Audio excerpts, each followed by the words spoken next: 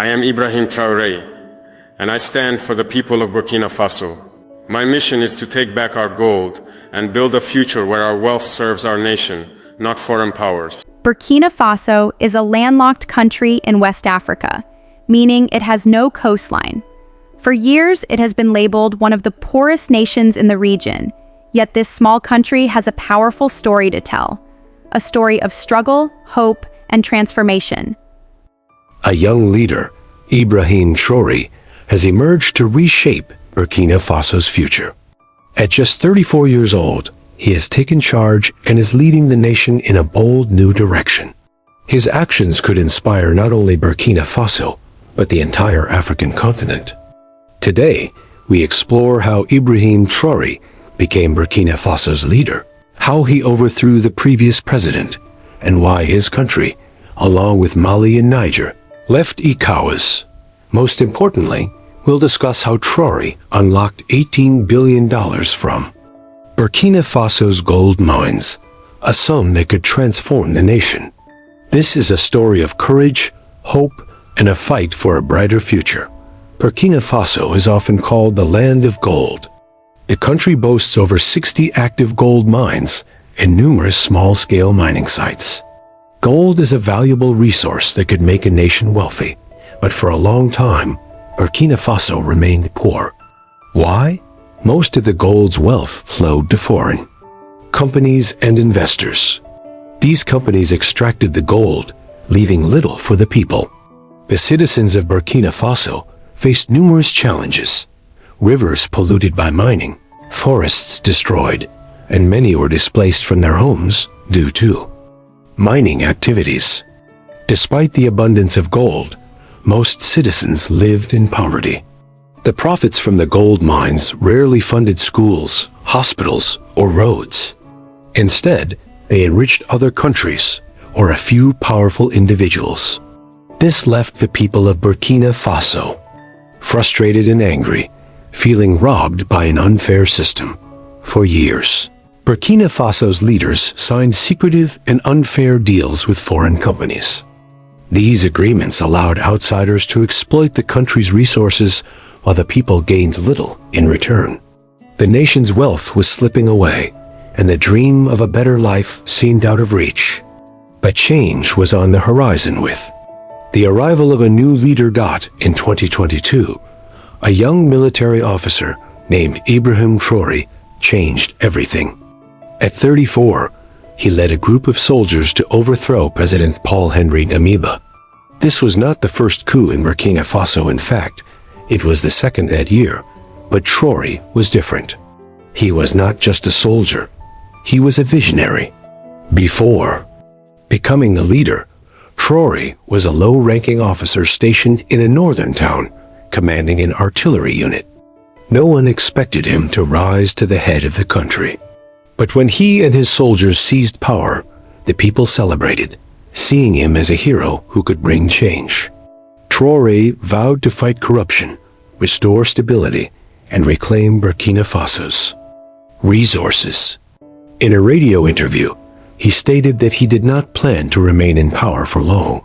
His goal was to address the country's challenges and return power to the people. He believed Burkina Faso's gold should benefit its citizens, not foreign corporations. This message resonated deeply, especially with young people and those weary of unfulfilled promises. One of Traoré's first actions was to focus on Burkina Faso's gold mines. He recognized that the country's wealth was being siphoned off. To address this, his government began reviewing contracts with foreign mining companies, many of which were secretive and unfair, favoring outsiders. Traoré took bold steps. His administration canceled numerous mining licenses held by foreign companies, preventing them from operating in Burkina Faso. Instead, the government took control of the mines and established new regulations to ensure more profits remained in the country. For instance, they mandated that a significant portion of gold revenue be allocated to building schools, hospitals, and roads. In a stirring speech, Traoré declared, "We cannot protect our people if we do not control our wealth." His words ignited hope, convincing many that Burkina Faso could leverage its gold for a better future. For the first time, the nation's resources were being used to uplift its people. Traoré's reforms began to yield results. Reports indicate that Burkina Faso generated approximately $18 billion from its gold mines in a short period, a staggering sum for a country like Burkina Faso. While some question the accuracy of this figure, the growth in gold exports is undeniable. This money is a game changer.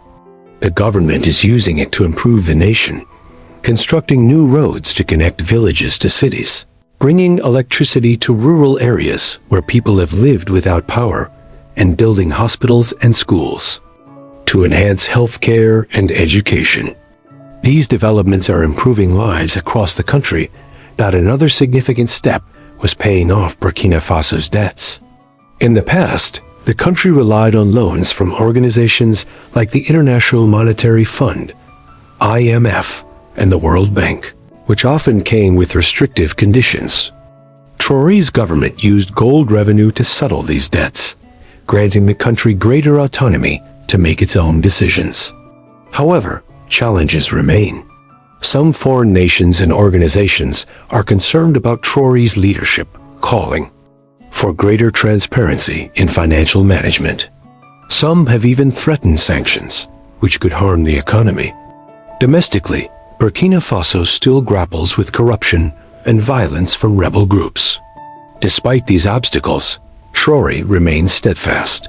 Instead of relying on Western nations, he is forging partnerships with countries like Russia, Turkey, and China, which are willing to collaborate without imposing control over Burkina Faso's policies. Traoré believes these alliances will help maintain the country's independence. The people of Burkina Faso are beginning to see progress. In the capital, Ouagadougou, and in remote villages, life is improving. Young people chant slogans of freedom. Farmers can transport crops to markets thanks to better roads, and families now have access to new schools and clinics. For many, this feels like a fresh start. Burkina Faso is not alone in its journey. Two other nations, Mali and Niger, are also undergoing significant changes. Like Burkina Faso, they have experienced military coups and faced issues of poverty and violence. A year ago, all three countries chose to leave ECOWAS, a group of West African nations focused on trade and peace, after being suspended due to their coups.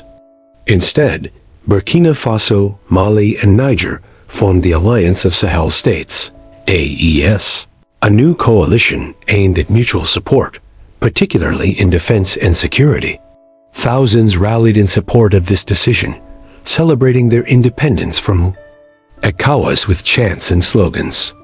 ECOWAS has expressed a desire to maintain ties, stating that these countries can still trade and travel freely with other member states. However, the AES leaders are committed to forging their own path, believing it will lead to a stronger, more independent Africa. Ibrahim Traoré has become a hero to many in Burkina Faso, often compared to Thomas Sankara, a revered leader from the 1980s who championed African independence. Like Sankara, Traoré wants his country to control its destiny. He believes Africa's resources should benefit its people, not foreign entities. The $18 billion from the gold mines is more than just money. It's a symbol of Burkina Faso's potential. It's being used to build a brighter future with new schools, hospitals, and roads, while also strengthening the military to combat rebel groups, ensuring national security. Burkina Faso's story is inspiring other African nations like Mali, Niger, and Guinea, who are watching closely. This could spark a broader movement across Africa, where countries take control of their resources to build their own futures. Burkina Faso's journey is far from over. Corruption could undermine the progress made, and rebel groups continue to cause violence in some regions. The government must ensure its policies remain fair and transparent to maintain public trust. Yet for now, there is hope. The people of Burkina Faso are excited about the changes and envision a future where their nation is strong and independent. Traoré's leadership underscores that Africa is not a poor continent. It has been kept poor by systems that favor outsiders. By reclaiming its gold, Burkina Faso is demonstrating what's possible. Burkina Faso's story is a powerful testament to resilience. It shows that even a small, landlocked country can reshape its future. Ibrahim Traoré's courage has inspired millions, and his decision to control the nation's gold has opened new opportunities. The $18 billion is proof that Burkina Faso is ready to stand on its own.